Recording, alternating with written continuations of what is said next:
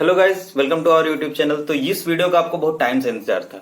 आप लोगों ने काफी क्वेरी की कि ये वीडियो कब आ रही है। मुझे मतलब इंतजार है, और लोगों ने जैसे ही इस नया चैनल बना तुरंत सब्सक्राइब भी किया काफी लोगों ने, तो उनको थैंक यू। और इस वीडियो को लाने में थोड़ा लेट हुआ क्योंकि इसके लिए थोड़ा रिसर्च की जरूरत पड़ी, क्योंकि आपको मैं यहाँ पे पढ़ाऊंगा ये यानी कि लूसेंट। तो लूसेंट जो कि आप लोगों को काफी बोरिंग लगती है, पढ़ते पढ़ते कैसे आप पहले पढ़ना स्टार्ट किए तो आप आगे से हिस्ट्री से स्टार्ट किए। पहले दिन बहुत जोश था, एक पन्ना पढ़े, उसके बाद फिर सो गए या घूमने खेलने या मम्मी पापा के पास चले गए। तो यहां से आपकी कहानी खत्म लूसेंट की। फिर आप नेक्स्ट डे पढ़ने बैठे तो सोचे यार लूसेंट में हिस्ट्री बहुत बोरिंग है यार, कुछ और इंटरेस्टिंग पढ़ते हैं। तो पहुंच जाएंगे फिर वो अपना विविध वाला पोर्शन या कोई भी ऐसा पोर्शन जो छोटा सा दिया हुआ है, कम दिया हुआ है, सोचेंगे यार ये तो खत्म कर लूंगा मैं। फिर उसको पढ़ेंगे, एक आध पेज पढ़े, फिर बोर हो गए।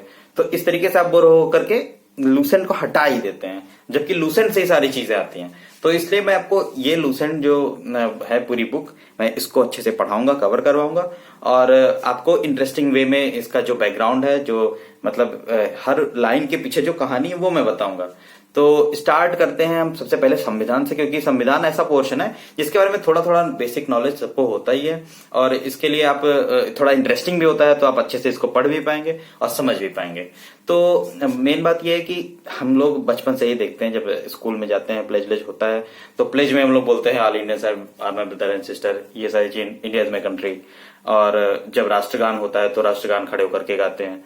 तो वो सब हमको पता हुआ है कि वो उन सबको लाने के लिए यही जो हमारा संविधान है वो ही इम्पोर्टेंट है। और ऐसे भी जब बच्चे ही रहते तभी से हम लोग संविधान के बारे में जानते रहते हैं बचपन से।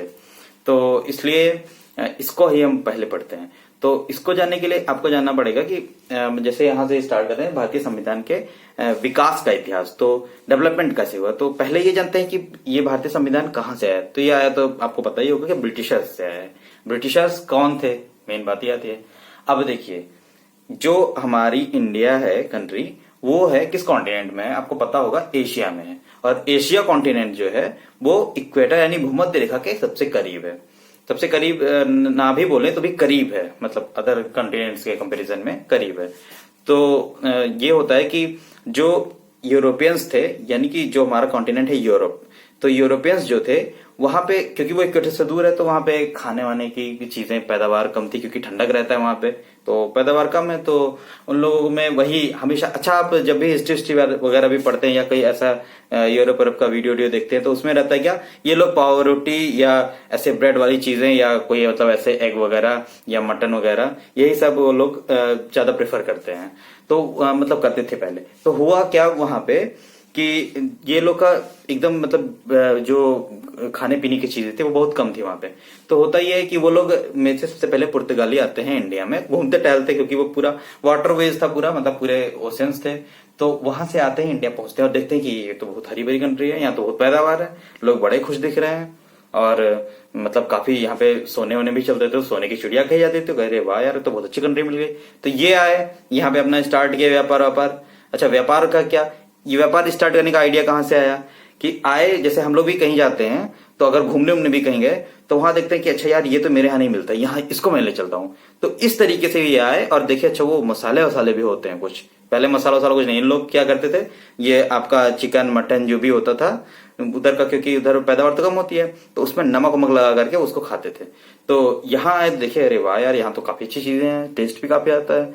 तो यहाँ से सारे मसाले वसाले ये इकट्ठा करना स्टार्ट किए, तो लोगों से मिले उले और फिर कुछ पैसे से दिए, व्यापार बेसिकली ये स्टार्ट किए। फिर ये गए यूरोप में वापस अपने कॉन्टिनेंट में, तो उधर जो आसपास की कंट्रीज थे वो अपना देखते रहते, भाई हम लोग देखते रहते हैं अड़ोसी पड़ोसी क्या कर रहे हैं, भाई कौन कौन कहाँ कहाँ क्या जा रहा है, कहाँ से क्या चीजें ला रहे हो, अच्छा भाई कहाँ से खरीदा, ऐसे करके। तो उन्होंने पूछ लिया, और ये यहाँ पे ब्रिटिशर्स जो थे, इंग्लैंड वाले लोग थे, ब्रिटेन के लोग थे, यूनाइटेड किंगडम के, वो यहाँ पे आए। यहाँ पे आए तो यहाँ पे ये लोग जब पहली बार आए वो आए 1600 ईस्वी में। तो कब आए, ये आए इंडिया में ब्रिटिशर्स 1600 में। तो 1600 ईस्वी में ब्रिटिशर्स आए। फिर क्या होता है कि ब्रिटिशर्स आते हैं तो ये लोग आते हैं व्यापार करने, क्योंकि लोग वहां के यूरोप के लोग सारे लोग व्यापार ही करने आते थे। तो व्यापार करने आए, अपना व्यापार फैलाए, अपना अच्छा खासा अपना बिजनेस चल गया इनका। फिर जब बिजनेस चल गया तो ये फिर वापस अपने कंट्री गए। अच्छा, व्यापार करने के लिए भी इन्हें पहले परमिशन नहीं मिल रहा था, तो वो तो मैं आपको हिस्ट्री में पढ़ाऊंगा कि परमिशन नहीं मिल रहा था। तो अकबर के टाइम में परमिशन नहीं मिला, तो जहांगीर को इम्प्रेस किए और अपना हॉकिंस, कैप्टन हॉकिंस आया, वो इम्प्रेस करके ले गया। चलो ठीक है, व्यापार करना स्टार्ट किए। फिर व्यापार करना स्टार्ट किए तो भाई मन में लालच आया थोड़ा कि व्यापार को और बढ़ाते हैं और अच्छा खासा पैसा कमाते हैं, तो पैसा कमाना स्टार्ट किए।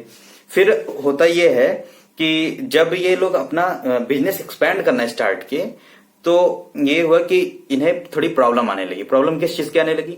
क्योंकि इंडिया तो छोटे छोटे रियासतों में बटा था। रियासतों का मतलब ये कि छोटे छोटे जैसे राजा वजह थे, वो अपना अपना जो भी उनका एरिया था, वो जैसे अभी होता है पुलिस थाना है, उसके एरिया में जो आता है वो उनका है, वहां आपको चालान कटेगा। तो जिस पुलिस थाने में आप खड़े हैं, पुलिस थाने के क्षेत्र में, क्षेत्राधिकार में या उनके बाउंड्री के अंदर, तो वो वाले आपका पूरा जितना चालान रहेगा वो जमा करेंगे। तो इस तरीके से होता था कि राजा रजवाड़े अपने होते थे और वो लोग का जितना उनका रहता था राज्य, उतने में अपना वो जो भी उनसे परमिशन चाहिए होगा व्यापार करने के लिए। तो हुआ ये कि ये जो ब्रिटिशर्स थे वो अपना वो तो सब आप पढ़ेंगे हिस्ट्री में कि हाँ सूरत में कोठी बनाए या फैक्ट्री स्थापित किए। और अच्छा, फैक्ट्री स्थापित करने का क्या पर्पस था?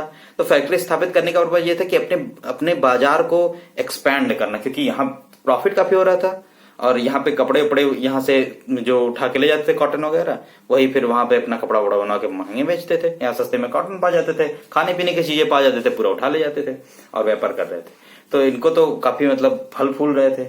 अच्छा, जब फल फूल रहे थे तो वहां के जितने भी व्यापारी थे वो सब इधर की ओर अपना रुख करने लगे और आने लगे। तो जब लोग बढ़ते हैं तो कंपटीशन बढ़ता है, और कंपटीशन बढ़ता है तो फिर बिजनेस बढ़ने के लिए लोग अलग अलग जगहों पे भागते हैं कि अच्छा यहाँ पे अभी कोई नहीं है, अभी पहले मैं स्टार्ट करता हूँ। तो पहुंच गए। अब जब पहुंचने लगे हर कोने कोने में, तो वहां सबसे परमिशन लेना पड़ रहा था। तो परमिशन लेने में सबसे बड़ी प्रॉब्लम कि राजा रजवाड़े उस टाइम के बड़े मतलब मस्त रहने वाले थे। मस्त रहने वाले, उनको खुश करना है तो उनको प्रॉफिट दो, या तो उनको इस तरीके से मनाओ कि वो खुश हो जाएं। अब ये अंग्रेज जानते नहीं थे, वो तो आए हुए थे, उन्हें तो अपना अलग है कि वो जेंटलमैन होते थे और अभी भी होते हैं जेंटलमैन। तो उनको अंग्रेज का कुछ ऐसा, जो राजा लोग थे, राजा रजवाड़े, उनको कुछ पता नहीं था कि इनको खुश कैसे करना है। लेकिन कुछ लोग बहुत बुद्धिमान थे, जैसे रॉबर्ट क्लाइव था। तो वो रॉबर्ट क्लाइव कौन है? तो रॉबर्ट क्लाइव भी एक आया हुआ था अपने व्यापार को, जैसे कैप्टन हॉकिंस आए थे, ऐसे व्यापार को बढ़ाने के लिए रॉबर्ट क्लाइव को भेजा गया था। तो ब्रिटिशर्स भेजे हुए थे, तो ये आए यहाँ पे, तो इन्होंने सोचा कि हाँ अपना व्यापार बढ़ाते हैं। तो क्या होता है कि ये जाते हैं बंगाल, इनका जो, क्योंकि बंगाल में ही क्यों गए? क्योंकि बंगाल पोर्ट एरिया था। पहले ये पोर्ट एरिया, क्योंकि रास्ते ऐसे थे नहीं कि फ्लाइट से आ जाते या आपके रास्ते से, रोड से आ जाते। तो ये आते थे वाटरवेज से, यानी कि समुद्र से आते थे। तो जल वाले मार्ग से आए और अपना ये जहां जहां ये समुद्र के किनारे वाले जगह थे, वहां जैसे कोच्चि हो गया या आपका बंगाल हो गया या बॉम्बे हो गया, तब बम्बई हुआ करता था, गुजरात हो गया, तो यहां सब आकर के पहले व्यापार अपना फैलाना स्टार्ट किए। तो व्यापार फैलाने के टाइम में होता ये था कि इन लोगों को परमिशन मिलने में सबसे जो मतलब ज्यादा प्रॉब्लम हुई वो हुई बंगाल वाले एरिया में। तो बंगाल वाले एरिया में क्या हुआ कि बंगाल पूरा, तब ये जो आपको दिखता है बंगाल वाले एरिया में बांग्लादेश वगैरह, वो पूरा अभी मैं आपको दिखाता हूँ। तो अभी तो इंडिया ऐसा दिखता है, ठीक है, मोटा मोटा आप देख लीजिए, सॉरी, हाँ, तो अभी तो इंडिया ऐसा दिखता है कुछ इस तरीके से। तो तब क्या था कि ये वाला एरिया था, यहाँ वाला, ये पूरा बंगाल था, यानी कि आपका बांग्लादेश सब लेकर के। तो उसमें क्या हुआ कि यहाँ पे काफी लंबा चौड़ा एरिया था। तो ये क्या कर रहे थे कि डील कर रहे थे, लेकिन डील हो नहीं पा रही थी क्योंकि इन लोगों को समझते ही नहीं उतनी। तो लेकिन इसमें रॉबर्ट क्लाइव बहुत ज्यादा बुद्धिमान था। तो हुआ ये कि ये क्या किए कि इन्होंने सोचा कि ऐसे ना होकर के हम सीधे अगर राजा से बात ना करके राजा को ही हटा दें, अपने जैसे काठ का उल्लू बैठा थे, मतलब अपने परिचय का, अपने पहचान का राजा बना दे, तो हमें आसानी हो जाएगी। जैसे अभी आपने, मुझे बोलने की जरूरत नहीं है, आपको पता ही है कि पहले काठ के उल्लू कौन थे और फिर उनसे अपना सारे लोग अपना काम करवा लेते थे। तो उस तरीके से काठ के उल्लू बैठाने का ये लोग कोशिश कर रहे थे। तो हुआ ये कि जो एक बहुत फेमस युद्ध है, मतलब बहुत फेमस वॉर है, जिसको हम लोग कहते हैं प्लासी का युद्ध, यानी कि प्लासी का युद्ध 1757, ठीक, 1757, 1757 में होता है प्लासी का युद्ध। अच्छा, प्लासी का युद्ध इसका नाम क्यों पड़ा, पहले तो ये जान लीजिए आप। तो प्लासी का युद्ध इसका नाम इसलिए पड़ा क्योंकि ये जो बंगाल वाला एरिया है वहां पे पलाश का एक पौधा होता है, तो उसका एक पूरा खेत यानी फील्ड था, क्षेत्र था, मतलब वहां पे पूरा बाग टाइप का था। तो उसी पलाश के मैदान में जो युद्ध हुआ उसमें ये प्लासी का युद्ध कहलाया। इसीलिए ये प्लासी का युद्ध कहलाया क्योंकि इसमें प्लास के मैदान में ये हुआ था। तो इसमें ये जो इम्पोर्टेंट है मेन 1757, तो 1757 के टाइम में प्लासी का युद्ध हुआ। और ये किसके किसके बीच में हुआ, तो 1757 में पहला युद्ध हुआ, प्लासी का युद्ध हुआ। अंग्रेज जो थे वो इसमें भागीदारी इनकी थी, लेकिन भागीदारी किस तरीके से थी, वो मतलब सामने सामने लड़ने नहीं आए थे। उनका मेन ये था कि हमें तो किंग बनाना है, हमें तो किंग मेकर बनना है, इस तरीके का उनका सोच था। तो ये क्या किए कि 1757 के प्लासी के युद्ध में ये बुलाए तो कि ठीक है आओ, मतलब ये जो राजा थे वहां से उनको डायरेक्ट जाकर के कुछ भी जो भी उल्टा पुल्टा कहना था, क्योंकि ये लोग अंग्रेज गाली नहीं दे सकते थे ना। तो इन्होंने जाकर के कहा होगा कि अरे यार मतलब you have not any authority of doing this, यार जो भी अपना अंग्रेजी में बोले होंगे। तो राजा को बुरा लग गया क्योंकि वो राजा तो अंग्रेजी समझता नहीं था। लेकिन हुआ है कि इनके जो अनुवादक लोग थे, जो ट्रांसलेटर थे, जैसे अभी हम लोग गूगल ट्रांसलेटर यूज कर लेते हैं गूगल बाबा को, तो उसमें हुआ है कि अंग्रेज को पता चला, बुरा लग, तो उसने कहा कि हम तो भाई अंग्रेज मेरे लिए क्या है, तो हम ये चाह रहे हैं युद्ध करने निकल दिए।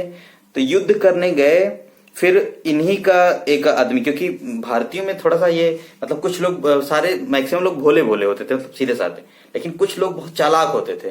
तो उन्हीं चालाक में से एक था जिनको ये पकड़ लिए अंग्रेज और उसको पकड़ के अपने मिला लिए, और वो था जो वहां का बंगाल का नवाब था, उसका सेनापति। तो सेनापति गद्दार निकल गया। अब गद्दार निकल गया तो ये क्या किए, जो हमारे वहां के नवाब थे वो अंग्रेज के बिना लड़े ही युद्ध हार गए, क्योंकि वहां उनका सेनापति उन्हीं को मार दिया और सारी जनता जो उनकी सेना थी वो भाग गई। तो 1757 का प्लासी का युद्ध, इसमें जो हुआ कि अंग्रेजों का पहला यहाँ पे जीत हो गया। 1757 का प्लासी का युद्ध, तो 1757 में प्लासी के युद्ध में अंग्रेजों की विजय होती है, अंग्रेज जीत जाते हैं, और यहीं से स्टार्ट होता है इनका भारत में अपना मंशा, इनके मन में ये लालसा आती है, ये लालच आता है कि हम अपना पूरा यहाँ पे अपना साम्राज्य बनाएं, अपना फैलाएं पूरा, और सबके इन ऊपर क्या करें, एक कंट्रोल करें। तो जो 1757 का प्लासी का युद्ध होता है, 1757 के प्लासी के युद्ध में अंग्रेजों की पहली जीत हो जाती है। लेकिन अभी भी वो, क्योंकि वो लड़े तो थे नहीं, जनता भाग गई, राजा मर गया, तो बंगाल पे तो ये लोग बैठ गए, लेकिन आगे भी कुछ कर नहीं पाए थे। तो हुआ ये कि ये जो अच्छा जो जिनको ये बंगाल का नवाब बनाए, तो मीर कासिम को, तो उसको भी बाद में ये लगने लगा कि यार ये तो सिर्फ हमें बेवकूफ बना गए, क्योंकि अंग्रेज इनको बेवकूफ बेसिकली बनाए ही, क्योंकि वो तो अपना काम कर गए कि काट कल्लू बैठा गए। तो इन्हें लगा कि यार ये तो मेरे घाटे की चीज हो गई। फिर ये क्या किए भाई साहब कि ये गए जो और दूर थोड़े थोड़े अपने पड़ोसियों से हेल्प लेने, तो अवध में गए, फिर मुगल वाले के पास गए, फिर इलाहाबाद वाले में, अच्छा इलाहाबाद के, तो हाँ, तो ये अवध, मुगल और एक कोई और था ग्वालियर वाले लड़का जो भी था, मैं आपको हिस्ट्री में पढ़ाऊंगा। तो वहां पे गए, इन लोगों से मिले उले, हेल्प मांगे, वो सब कहे कि अरे यार बाहर से आकर के आदमी कैसे कर रहा है। तो वो सब क्या किए, इनका हेल्प करने आ गए। हेल्प करने आए तो देखिए बंगाल, अच्छा अभी मैं आपको दिखाता हूं। तो बंगाल ये था, हाँ ये था बंगाल। तो यहाँ पे क्या हुआ कि जब ये लोग यहाँ, क्योंकि बंगाल का ये नवाब वही था मीर कासिम, तो होता यह है कि यहाँ पे ये जो यहाँ का ये वाला अवध वाला एरिया, और इधर का एरिया, और ये आपका दिल्ली वाला एरिया, तो ये तीनों लोग आकर के, इन तीनों के लिए सबसे नजदीक ये पड़ रहा था बिहार में, और इधर से बंगाल के लिए बिहार नजदीक। तो होता ये है कि ये बक्सर जो कि बिहार में है, तो वहां पे युद्ध हो जाता है। अब इस युद्ध में जो होता है कि जो दो लोग ये लोग थे, सॉरी ये तीसरे नहीं थे, ये दो लोग थे, ये बंगाल मुगल वाले जो थे भाई साहब, और एक थे हमारे अवध वाले भाई साहब। तो इन दोनों लोग मिल करके मीर कासिम के साथ ये अंग्रेजों से ही लड़ जाते हैं। अब यहाँ पे पहला लड़ाई होता है अंग्रेजों का, और ये तीनों जो त्रिकुट था, यानी कि तीन लोगों का ये तिकड़ी बनाए हुए थे, जो अपना ये मुगल वाले और अवध वाले और ये बंगाल वाले, तीनों लोग मिलकर के अंग्रेजों से लड़ते हैं। लेकिन फिर भी ये क्या करते हैं, हार जाते हैं। अब जब हार जाते हैं तब यहां से अंग्रेज क्या जान जाते हैं कि अब हम यहाँ पे राज कर सकते हैं, क्योंकि अब हम अपना बिजनेस भी फैला सकते हैं और जो चाहे वो कर सकते हैं, क्योंकि राजा तो हार गया। तो होता है वही अपना आपका इलाहाबाद की संधि होती है। इलाहाबाद की संधि में ये लोग साइन करवा लेते हैं अंग्रेज कि ये आप हम व्यापार करेंगे, अपना बिजनेस फैलाएंगे और आप लोग को सिर्फ ये बना दिया जाएगा पेंशनर, जैसा कि अब आप लोग माँ बाप को बना देते हैं, जो लोग बनाते हैं वो। तो यही होता है कि तब यहां से अंग्रेज अपना स्टार्ट करते हैं। जब अंग्रेज स्टार्ट करते हैं तो जितने लोग उस टाइम में आ गए थे, ठीक है, जितने लोग उस टाइम में आ गए ब्रिटिश से, उतने लोग अपना पूरा एकदम मतलब चौड़े हो रहे हैं, फल फूल रहे हैं, बम्पर पैसा कमा रहे हैं, अपना व्यापार भी कर रहे हैं, फिर और लोगों से रिश्वत भी ले रहे हैं, पूरा सब कुछ चल रहा है।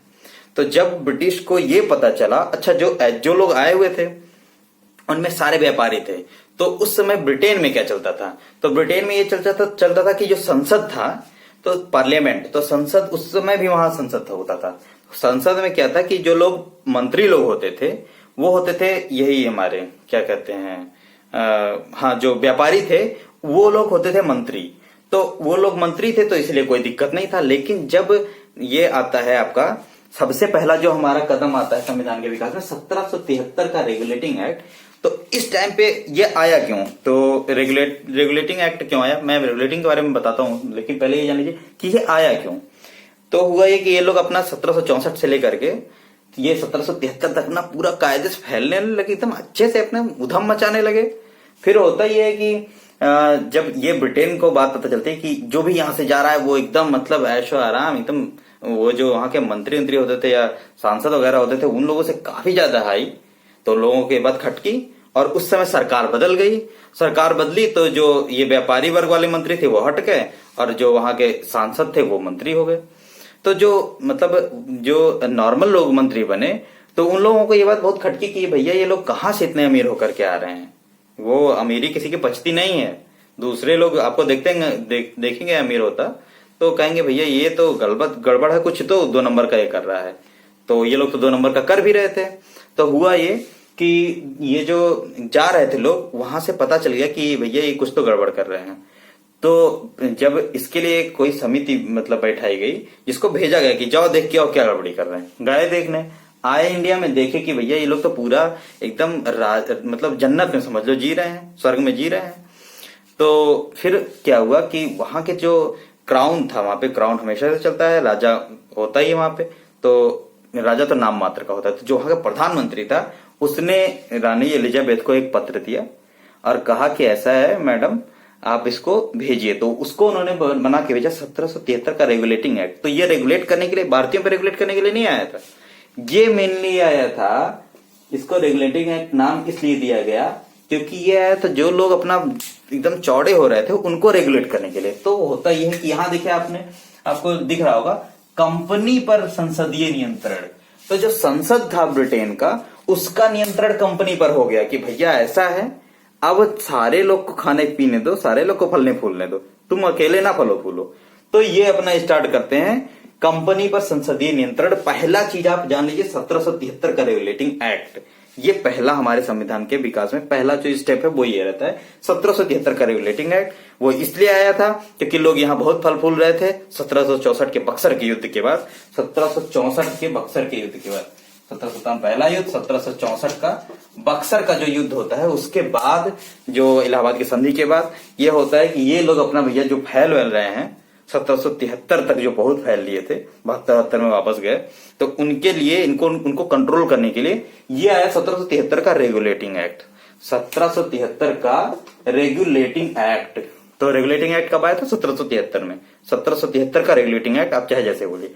तो होता यह है कि 1773 के रेगुलेटिंग एक्ट में हुआ क्या क्या, तो कंपनी पर तो भैया ये जो कंपनी आई थी व्यापार करने के लिए, वो जब अपना पूरा बिजनेस छोड़ करके ये पूरा रिश्वत लेने लगी और फलने फूलने लगी, एकदम धन कमाने लगे लोग, तब इन्होंने कहा कि हम इनको करेंगे रेगुलेट। तो कंपनी पर क्या हो गया? संसदीय नियंत्रण है, संसद का यानी पार्लियामेंट्री रेगुलेशन हो गया, रेगुलेट कर लिए लोग।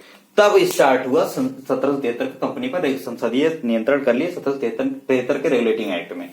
फिर अच्छा, जब 1773 में रेगुलेटिंग एक्ट आया तो कंपनी पर नियंत्रण हो गया, तो जब कंपनी में देखिए, जब भी कुछ, जैसे मान लिया हमें भी नया चैनल बनाना था, तो इस जो चैनल मेरा पहले है लाइफ ऑफ स्टार, उससे हम किस बदले नाम बदल दिए, पूरा आपको सूरत बदल गया, कंटेंट भी बदल गया, तो सारी चीजें बदली ना।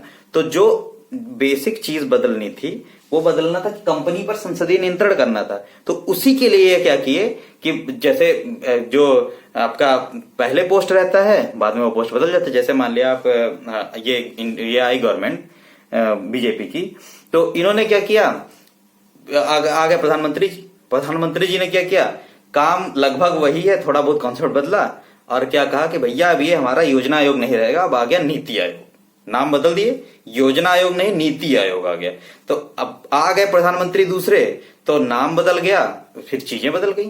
तो इसी तरीके से जब आपको चीज बदलनी थी, जब कंपनी पर संसदीय नियंत्रण करना था 1773 के रेगुलेटिंग एक्ट से, तो इन्होंने क्या किया, बंगाल के गवर्नर का नाम, जो बंगाल का गवर्नर था उसका नाम बदल के क्या कर दिया, एक मिनट, हाँ, जो बंगाल का गवर्नर था इसको बदल के कर दिया बंगाल का गवर्नर जनरल।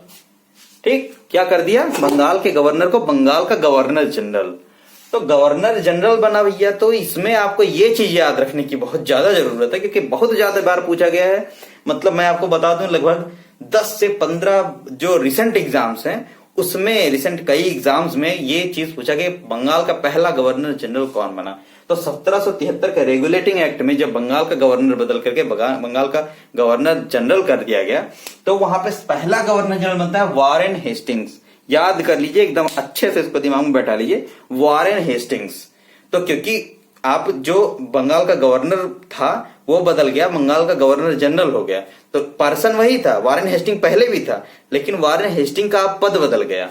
पद क्या हो गया, 1773 के रेगुलेटिंग एक्ट से बंगाल का गवर्नर हो गया बंगाल का गवर्नर जनरल, पहला गवर्नर जनरल वारेन हेस्टिंग, पहला गवर्नर जनरल वारेन हेस्टिंग।